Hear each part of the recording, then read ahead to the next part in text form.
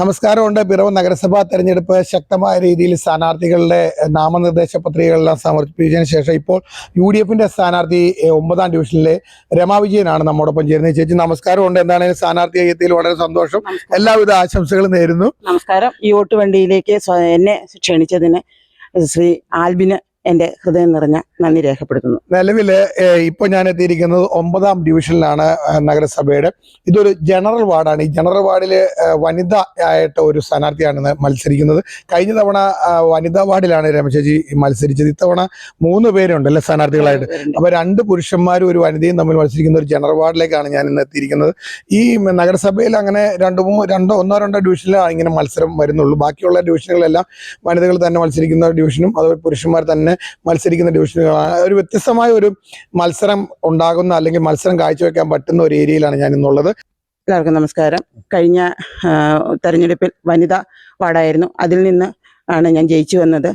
അതിനാൽ ഒട്ടേറെ പ്രവർത്തനങ്ങൾ എനിക്ക് ഈ വാർഡിൽ നടത്തുവാൻ സാധിച്ചു. ക്ഷേമ പെൻഷനുകളായാലും വഴിവിളക്കിന്റെ കാര്യത്തിലായാലും കുടിവെള്ളത്തിന്റെ കാര്യത്തിലായാലും എൻ്റെ വാർഡിലെ ജനങ്ങളോടൊപ്പം നിന്ന് പ്രവർത്തിക്കാൻ സാധിച്ചതിൽ എനിക്ക് അങ്ങേറ്റം ചാരിതാർത്ഥ്യമുണ്ട്. ഒപ്പം തന്നെ എൻ്റെ ഡിവിഷനിൽ കുറെ പോരായ്മകളും ഉണ്ട്. ഒന്ന്, നമ്മുടെ പിറവം പോലീസ് സ്റ്റേഷൻ. കരുണാകരൻ മുഖ്യമന്ത്രി ആയിരുന്ന കാലത്താണ് നമ്മുടെ പോലീസ് സ്റ്റേഷൻ ഇവിടെ വന്നത്. അതിനുശേഷം ഒരു 3, 4, 5 വർഷം മുമ്പ് വരെ ഈ ക്വാർട്ടേഴ്സിലെല്ലാം നിരവധി താമസക്കാരുണ്ടായിരുന്നു. അതിനുശേഷം അത് നാശോന്മുഖമായി. ഞാൻ കൗൺസിലറായതിനു ശേഷം നഗരസഭയിലും കളക്ടറേറ്റില് DYSP ഓഫീസിലെ അനൂപ് JK MLA എന്നിവർക്ക് നിരന്തരം പരാതികൾ കൊടുക്കുന്നു. നവമാധ്യമങ്ങളിലൂടെ പത്രമാധ്യമങ്ങളിലൂടെയൊക്കെ ഈ ക്വാർട്ടേഴ്സിന്റെ ശോചാവസ്ഥ പരിഹരിക്കണമെന്നാവശ്യപ്പെട്ട് ഒരുപാട് നിവേദനങ്ങളൊക്കെ കൊടുക്കാൻ. എന്തുകൊണ്ടോ ഈ സർക്കാരിൻ്റെ കാലത്ത് ഭരണം നിയമസഭയിലും മുനിസിപ്പാലിറ്റിയിലും LDFന്റെ ഭരണം ഒരു ചെറുവിരൽ അനക്കുവാൻ പോലും അവർക്ക് സാധിച്ചിട്ടില്ല.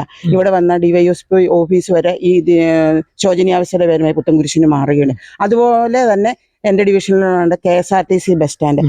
ആൽബിൻ തന്നെ പല പ്രാവശ്യം അതിന് വാർത്തകൾ കൊടുത്തിട്ടുണ്ട്. കാരണം അതിൻ്റെ ഓട 2018 വെള്ളം പ്രളയത്തോടനുബന്ധിച്ച് മണ്ണടിഞ്ഞ് ആ ഓട നിറഞ്ഞു കിടക്കുകയാണ്. തൊട്ട് അടുത്ത് ജീവിക്കുന്ന ആൾക്കാർക്ക് പോലും ആ ഓട കൊണ്ട് ഭയങ്കര പ്രശ്നമാണ്.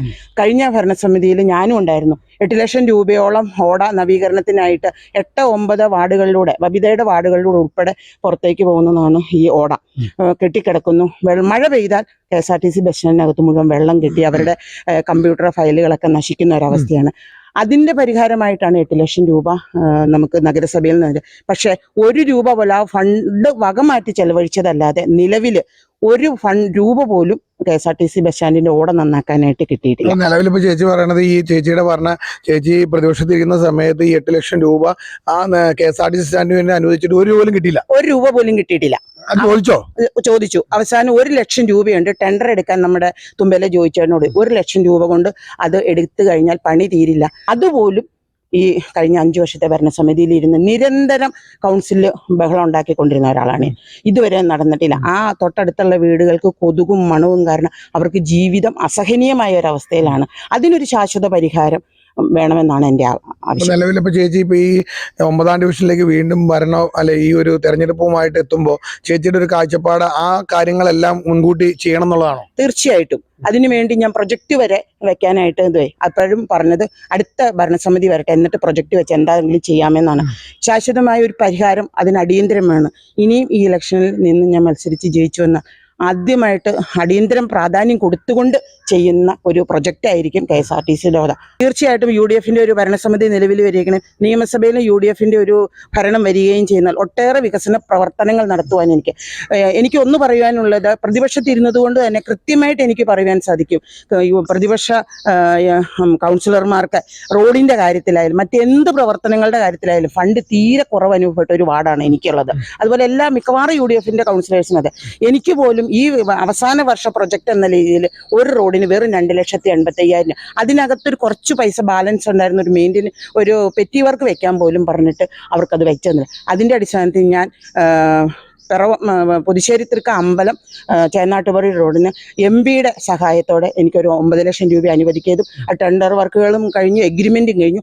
ഇപ്പം ഒരു 10-15 ദിവസത്തിനുള്ളിൽ ആ റോഡ് ടൈല് വിരിച്ച് മനോഹരമാക്കുവാനും എനിക്ക് സാധിച്ചിട്ടുണ്ട്. നിലവിലപ്പോൾ താങ്കളിപ്പോൾ ഈ ഒരു ഡിവിഷൻ കഴിഞ്ഞ തവണ UDF ആണ് ജയിച്ചത്, ചേച്ചിയാണ് ഇവിടെ ജയിച്ചു വന്നത്.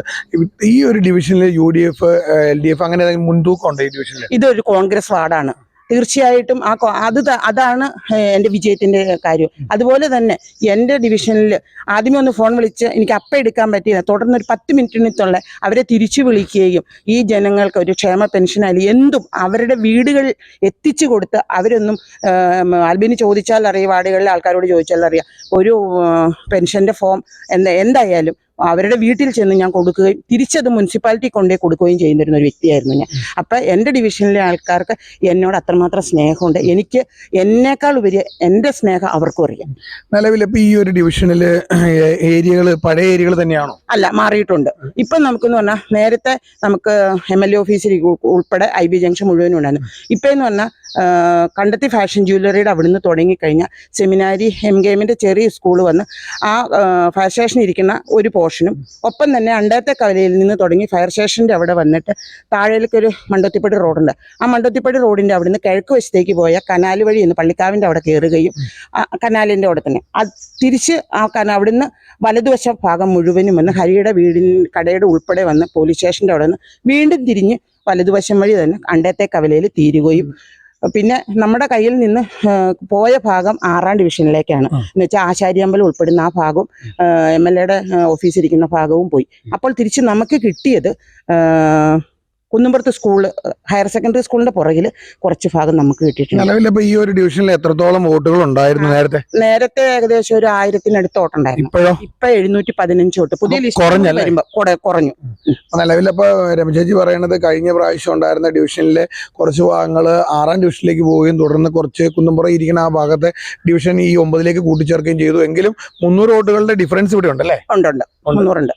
ഇപ്പൊ എന്താണെങ്കിലും 9ാം ഡിവിഷനിലേക്ക് കഴിഞ്ഞ തവണ വിജയിച്ചു വന്ന UDFന്റെ സ്ഥാനാർത്ഥി രമാ വിജയൻ തന്നെയാണ് ഇത്തവണയും UDF അവതരിപ്പിക്കുന്നത്. കഴിഞ്ഞ തവണത്തെ വികസന പ്രവർത്തനങ്ങളിൽ ഈ ഒരു ഡിവിഷനിൽ ചെയ്തിട്ടുള്ള വികസന പ്രവർത്തനങ്ങൾ എടുത്തു കാണിച്ചുകൊണ്ടായിരിക്കും രമചേച്ചി ഇത്തവണ ഈ ഒരു സ്ഥാനാർത്ഥിത്വവുമായിട്ട് എത്തിയിരിക്കുന്നത്. ഒപ്പം തന്നെ കഴിഞ്ഞ 5 വർഷക്കാലം ഈ ഒരു ഡിവിഷനിൽ ഇരുന്നപ്പോൾ നിരവധി തവണ പറഞ്ഞിട്ടുള്ള പിറവത്തെ ഏറ്റവും പ്രധാനപ്പെട്ട 2 കാര്യങ്ങൾ അവർ എടുത്തു കാണിക്കുന്നുണ്ട്. ഒന്ന്, പിറവത്തെ police station, Janamaithri police station എന്ന് പറയുമ്പോഴത്തേക്കും K. കരുണാകരന്റെ കാലഘട്ടം മുതൽ ഉദ്ഘാടനം കഴിഞ്ഞ ആ ഭാഗത്ത് നിലവിൽ പലതവണ സമരങ്ങളും മാധ്യമങ്ങളിലെല്ലാം വന്നൊരു കാര്യമാണ്. ആ ക്വാർട്ടേഴ്സിന്റെ അവസ്ഥ വളരെ മോശമാണ്.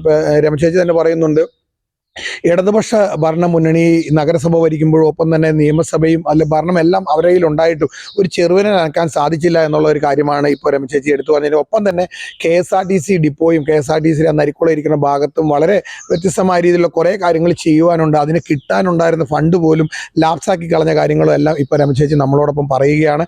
എന്താണെങ്കിലും ഈ ഒരു വാർഡിൽ കഴിഞ്ഞ തവണ വിജയിച്ചു വന്നതിനേക്കാളും കൂടുതൽ കാര്യങ്ങൾ ചെയ്യണം എന്നുള്ളൊരു ആഗ്രഹത്തോടു കൂടിയാണ് രമചേച്ചി ഇത്തവണ നിൽക്കുന്നത്.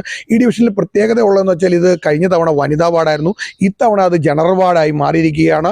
ഒരു 2 പുരുഷനും ഒരു സ്ത്രീയും തമ്മിലുള്ള വ്യത്യസ്തമായ ഒരു മത്സരമാണ് ഇവിടെ നടക്കാൻ പോകുന്നത്. രമചേച്ചി തന്നെ പറയുന്നുണ്ട് UDFന് മുൻതൂക്കമുള്ള ഒരു ഡിവിഷനാണെന്നും പറയുന്നുണ്ട്. എന്താണെങ്കിലും വിജയമോ പരാജയമോ എന്നുള്ളതല്ല, ഡിവിഷനുകളിലേക്ക് മത്സരിച്ച് വരുന്ന സ്ഥാനാർത്ഥികൾ ആ ഡിവിഷന് വേണ്ട കാര്യങ്ങൾ നല്ല രീതിയിൽ ചെയ്യുകയും വികസനം കൊണ്ടുവരുന്ന ഒരു ആൾക്കാരായിരിക്കണം ഏത് ഡിവിഷനിലേക്കാണ് വരുന്നത് എന്ന് ഞാൻ പറയുകയാണ്. ഒപ്പം എന്താണെങ്കിലും ഇത്രയും സമയം ഈ വോട്ട് വണ്ടിയിൽ പങ്കെടുത്ത രമചേച്ചിക്ക് എല്ലാവിധ ആശംസകളും നേരുന്നു. ജയിച്ചു വരട്ടെ എന്ന് പ്രാർത്ഥിക്കുന്നു. എല്ലാവിധ ഭാവങ്ങളും നേരുന്നു. Thank you very much. Thank you.